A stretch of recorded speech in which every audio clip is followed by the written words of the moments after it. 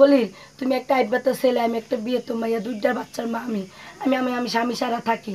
তুমি যদি হাজারও আমার কাছে আসো তা তো আমার গায়ে কিচ্ছু হইব না। কি লেগা আমাদের সন্তান হইয়া গেলে গা মেয়েদের কোনো কিছু থাকে না। তুমি যদি আমার কাছে আসো তুমি কিলাম চেস হারাই ফেলাইবা, কোনো কিছু হইব না। সেই ছেলে আমার মোবাইলের কথা কইতে কইতে মায়া জড়াইতে জড়াইতে সে আমার কাছে 1-2 দিন না 8টা-9টা মাস ধরে সে আমার বুক করছে। আমার প্রথম স্বামীর লগে বিবাহ হয়েছে 12 বছর চলে বর্তমানে। একটা ছেলে একটা মেয়ে। ছেলের বয়স 11 বছর এই বিয়ের, আর মেয়ের বয়স 6 বছর। আজকে আমি একটা ছেলের লগে সম্পর্ক করছি তার ঘরে। কি হয়, সে যদি আমার বিয়ে করে তো আমার স্বামী হবে, আর বিয়ে না করলে, বিয়ের আগে প্রেমিকা ছিল, অবৈধভাবে সম্পর্ক করছে।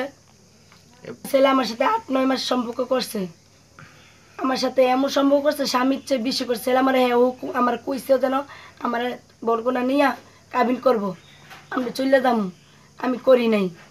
হ্যাঁ চাইছিল কি যেন সারা জীবন সম্পর্ক করুম, আমরা দুজন সম্পর্ক করুম, কেউ জানতে পারবে না, তুমি এই ঘরেই থাকবা। আর আমার কথা হয়েছে কি, আমার স্বামী সব কিছু জানিয়ে ফেলাইছে। আমার শাশুড়ি ধরছে, আমার শাশুড়ি দেখছে ছেলেটা আমার কাছে আসছে, দেখার পরে জানিয়ে ফেলাইছে। জানার পরে আমার স্বামী আমার অনেক মাইক করছে, আমার কোরআন দিছে আমার হাতে। অবশ্যই আমার স্বামী মাইক করতে পারে, কেলে একটা ছেলের লোক সম্পর্ক করছি। এখন আমার কথা হয়েছে আমার এই বিচার যেন যার লাগে আমি মাইর খেয়েছি, আমার সংসার ভাঙছে, আমার সব কিছু শেষ হয়েছে, সে আমার থুইয়া অন্য মেয়ের লোকের সংসার করবো কেন? আমার তো সে বুক করছে, আমি তো তার কাছে যাই নাই, আমি তো তার ঘরে আসি নাই, সে আমার কাছে গেছে, আমি তারে চাই, সে যেন আমার বিয়ে করে। যার সাথে আমি সম্পর্ক, খলিল না, বাবার নাম কি ফজলু, এই বাড়ির পশ্চিম বাউলকারী। দাবি একটাই, আমি খারাপ হই আর ভালো হই যাই হই, সে আমার নষ্ট করছে, সে আমার গ্রহণ করে নিতেইব, অবশ্যই নিমু, অবশ্যই তারা শিক্ষা দেবো। কি লেগে সে যেন আমার মতন কোনো নারীর যেন নষ্ট না করতে পারে, আমার মতন যেন কোনো নারী সংসার যেন না ভাঙতে পারে। চুরিছে সে, তার কাছে আমার মোবাইল দিছিলাম, মোবাইল ঠিক করতে আসতাম, আমি তো মোবাইলে অনেক কিছু বুঝতাম না, মোবাইল ঠিক করতে আসতাম, সে আমার মোবাইল নাম্বার নিচ্ছে, এই মুহূর্তে নাম্বার নিয়ে সেই 15 দিন আমার সাথে মানে ভালোভাবে কথা বলছে, কেমন আছি, কি আসুক ভালো, এই মানে আমরা যেমন মামি বাগনি সম্পর্ক এরকমই কথা বলছে। কথা বলতে বলতে সেই পরে আমার কয় কি আপনি অনেক চলাফেরা ভালো লাগে, আপনি জামা কাপড় পিঁধে অনেক ভালো লাগে, এটি বলে বললা। সে আমার কাছে প্রথম রাত্রে আমার কাছে আসতে চাইছে। আমি বলছি খলিল তুমি একটা আইবাতা ছেলে, আমি একটা বিয়ে তো মাইয়া, দুইটার বাচ্চার মা আমি আমি আমি আমি স্বামী সারা থাকি। তুমি যদি হাজারও আমার কাছে আসো তা তো আমার গায়ে কিচ্ছু হইব না। কি লেগা আমাদের সন্তান হইয়া গেলে গা মেয়েদের কোনো কিছু থাকে না। তুমি যদি আমার কাছে আসো তুমি কিলাম চেস হারাই ফেলাইবা, কোনো কিছু হইব না। পরে সে আমার কাছে আমার জড়াই ধরছে এই প্রথম দিন। আমি ওরা অনেক চেষ্টা করছি, জোরাজুরি করছি, এই কারণে আমার পদ্মার কাগজও ছিঁড়া গেছে, আমি হাতেও ব্যথা পেয়েছি। সে আমারে দরবি। এটা কোথায় বসে? এটা আমাদের বাসায় বসে, মানে আমার ঘরের পিছে। আপনার ঘরের বলতে আপনার স্বামীর ঘরের? হ্যাঁ, প্রথম স্বামীর ঘরে। আচ্ছা, তারপরে কি হয়েছে? তারপরে আমি আমার আমার আমার শ্বশুর শাশুড়ির লোকে ঝগড়া হয়েছে, ওর পরে আমি ঢাকা গেছি।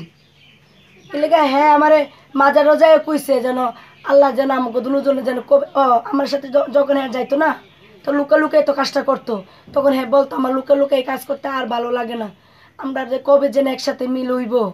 হ্যাঁ আমি ককে আল্লাহদের দোয়া করো, হ্যাঁ বলতো, হ্যাঁ নামাজ পড়ে আল্লাহদের দোয়াও করতো যেন আমাদের যেন মিলন কইরা দেয়। লুকাইয়া হ্যাঁ ভালো লাগে না, কে মানুষের পরি দেয়, এই করে সেই করে, সবাই জানে, এলাকা সবাই জানে যেন আমার সাথে সম্পর্ক সবাই জানে।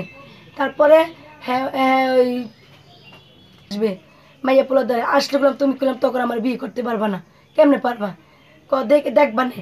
পরে 2 দিন পরে আমার স্বামী আমার কাছে গেছে, যে মাত্র শুনছে মোবাইলে আমি ফোন দা কইছি যেন হ্যাঁ করলাম আসতে আসতে, তখন হ্যাঁ পাগল হয়ে গেছে গা, হ্যাঁ ঢাকা আসবে, হ্যাঁ ঢাকার রনও দিছে, হ্যাঁ হ্যাঁ আমার লইয়া যাইবো গা, আমার স্বামীর কাছে দিব না, আমার কিরাও দিছে তোমার স্বামী যেন তোমার যেন টাচ না করতে পারে, তুমি যদি সত্যি সত্যি আমার ভালোবাসো।